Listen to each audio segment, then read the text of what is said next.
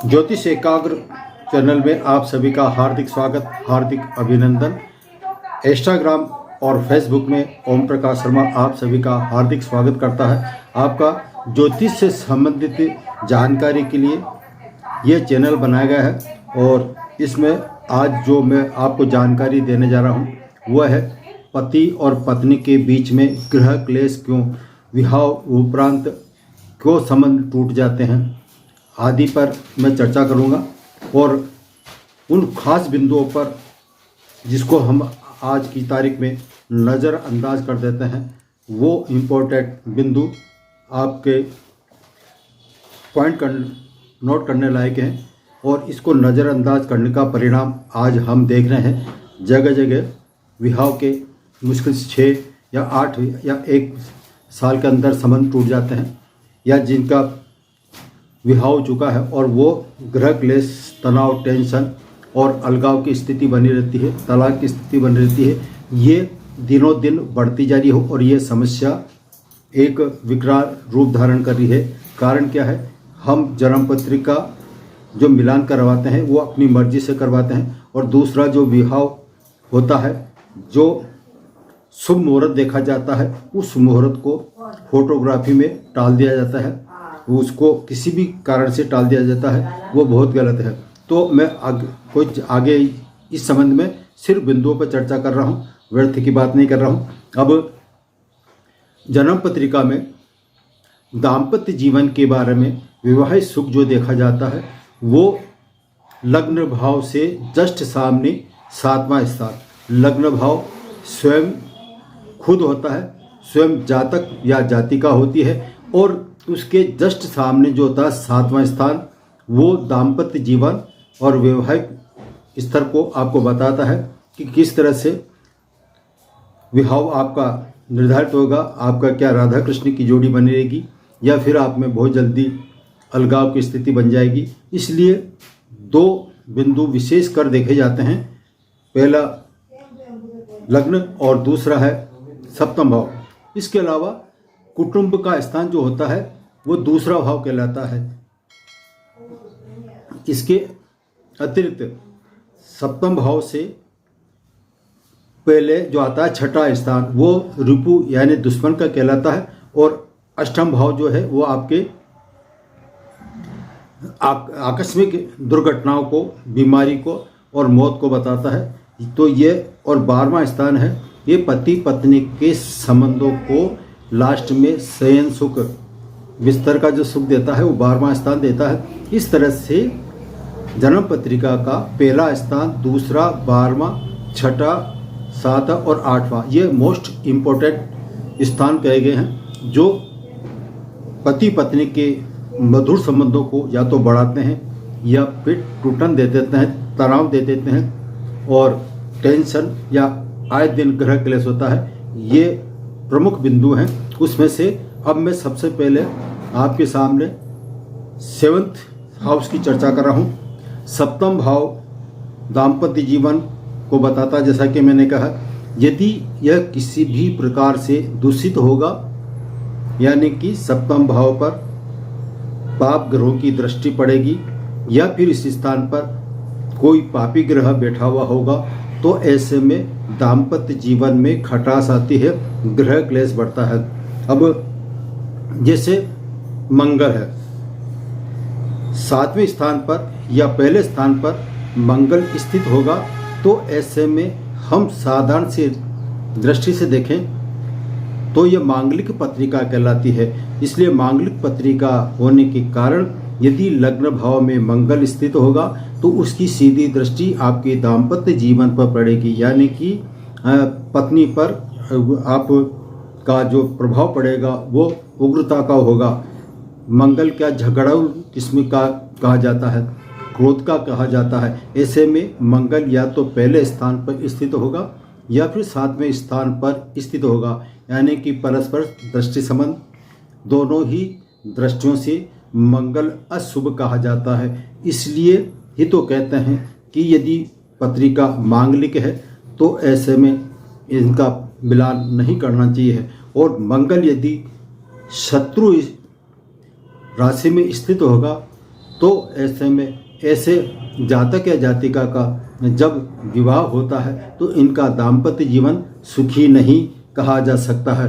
अब इस पर 7वें स्थान पर मैंने दृष्टि बताई, परस्पर संबंध बताया, तो ऐसे में तनाव टकरार देता ही देता है।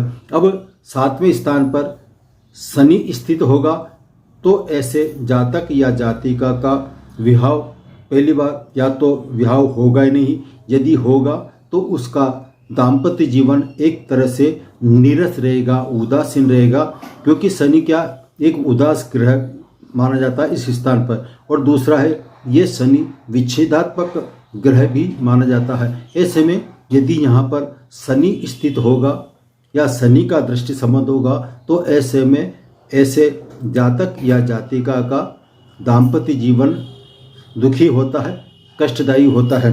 अब इस पर यदि राहु स्थित हो, 7वें स्थान पर राहु स्थित होगा तो ऐसे जातक या जातिका का अनुचित संपर्कों में लिप्त होना बाता है, यानी कि अनुचित अनैतिक संबंध को दर्शाता है। तो ऐसे में ये अनैतिक संबंध उसके परिवार में और समाज में बदनामी का कारण हो सकते हैं। इसलिए यहाँ पर राहु स्थित होगा और यदि मंगल की दृष्टि या शनि की दृष्टि पड़ जाए तो 100% ये अनैतिकता की ओर इशारा करता है। ऐसे में पति और पत्नी में स्वाभाविक तौर पर किसी भी रूप में उनका विचार नहीं मिल पाते हैं और इन पर अलगाव की स्थिति हो जाती है, आए दिन टकराव रहता है। ये है पॉइंट। अब नेक्स्ट है, यदि चंद्रमा मन का कारक माना जाता है। चंद्रमा यदि कमजोर हो या फिर चंद्र ग्रह शनि या मंगल के नक्षत्र में स्थित हो। अब ये शनि और मंगल का जो है, मंगल का जो नक्षत्र है वो मृगशिरा, चित्रा और धनिष्ठा, ये मंगल के नक्षत्र कहे जाते हैं। इसी तरह से पुष्य, अनुराधा और उत्तराभाद्रपद ये शनि के नक्षत्र कहे जाते हैं। ऐसे में चंद्रमा या तो मृगशिरा, चित्रा या धनिष्ठा नक्षत्र यानी कि मंगल के नक्षत्र में स्थित हो, या फिर चंद्रमा शनि के नक्षत्र मैंने बताया पुष्य नक्षत्र, अनुराधा और उत्तराभाद्रपद, इन नक्षत्रों में यदि चंद्रमा स्थित होगा तो ऐसे में ऐसे जातक या जातिका का जो विवाह होगा उसका दाम्पत्य जीवन सुखी नहीं कहा जा सकता है। ये मेन पॉइंट हो सकता है।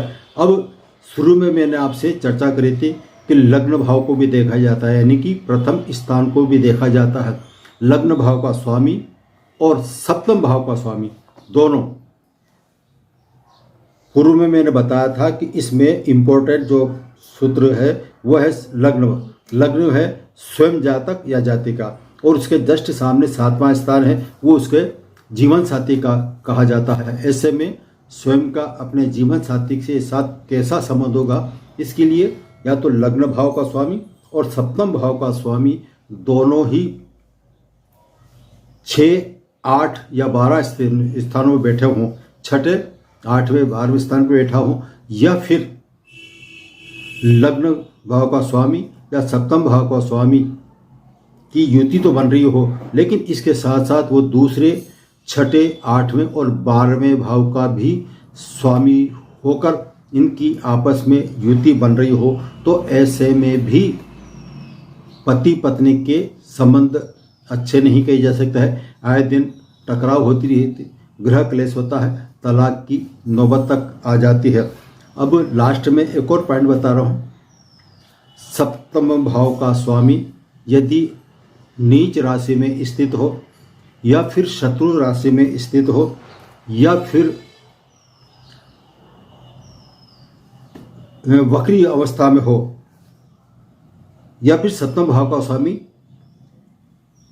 6ठे स्थान पर जो है वो शत्रु राशि में स्थित होगा, तो ऐसे में पति और पत्नी के संबंध कभी अच्छे नहीं कहे जा सकते हैं। आए दिन इनमें टकराव विछोह होता है, तलाक की स्थिति जो बनती है वो इसी कारण बनती है।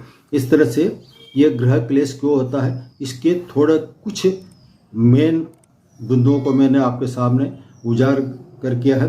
अब इनके यदि हम उपाय की चर्चा करते हैं तो सप्तम भाव से रिलेटेड जो ग्रह बाधित कर रहा है उसी बाधित ग्रह के अनुसार उपाय किए जाते हैं।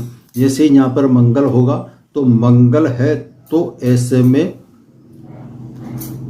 मंगल से संबंधित उपाय किए जाएंगे। यदि शनि है तो शनि से संबंधित उपाय किए जाएंगे, तो ऐसे इनका दाम्पत्य जीवन सुखी हो सकता है, वरना आगे जाके तलाक की नौबत आती है। ये सूक्ष्म जानकारी की है या विस्तार से जानकारी की है। आज इतना ही, फिर अगले विषय के साथ मिलेंगे। तब तक के लिए जय श्री कृष्ण, राधे राधे।